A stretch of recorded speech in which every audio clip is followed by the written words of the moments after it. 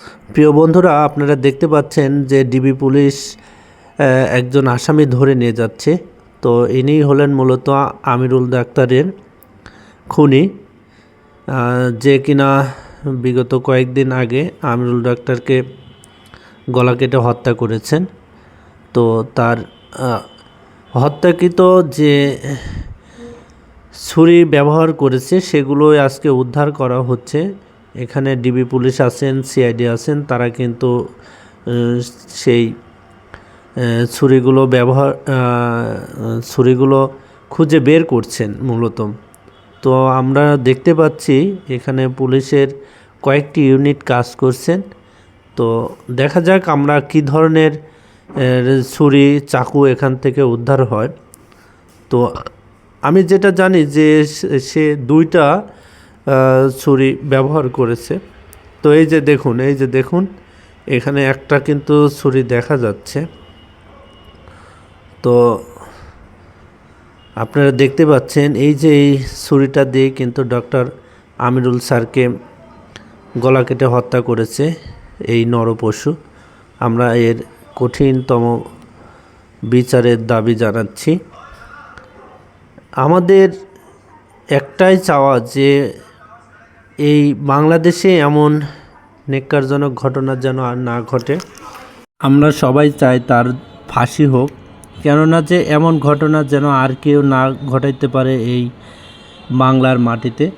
তো এজন্যই আমাদের সবাইকে সচেতন হতে হবে। আমাদের প্রত্যেক নাগরিকের সচেতনতার দরকার আছে, কেননা যে মানুষের জীবনে ভুল হবে, তো সেখান থেকে যেন এত বড় ধরনের ক্ষতি না হয় এটা আমাদের সবসময় খেয়াল করতে হবে। তো চলুন বন্ধুরা, এখানে তো একটা অস্ত্র আপনারা দেখতে পেলেন। তো এটা নিয়েই কিন্তু আমরা পরবর্তী আরেকটা আমার জানা মতে যে ছুরি বলেন, অস্ত্র বলেন, সেটা কিন্তু উদ্ধার করবে।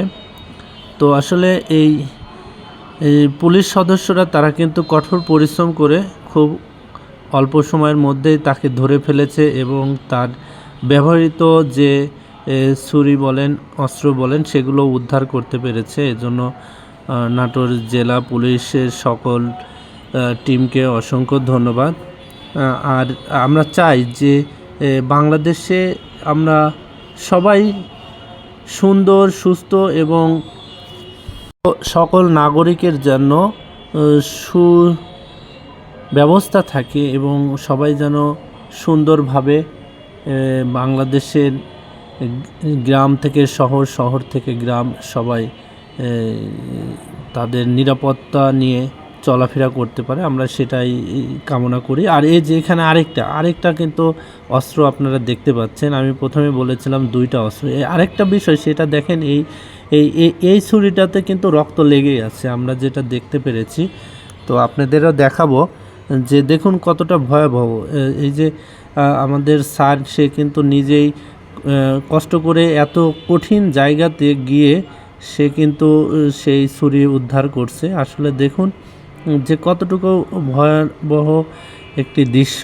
আমরা মনে করি যে এটা আসলে একটা মানুষের হৃদয় বিদারক ঘটনা, যেটা কিনা আসলে সকলের এই সাহসটা, এই জায়গাটা মানুষ কি করে পায় আমি বুঝি না। দেখুন ছুরিটার অবস্থা দেখুন যে কি অবস্থা, এখনও রক্ত লেগে আছে।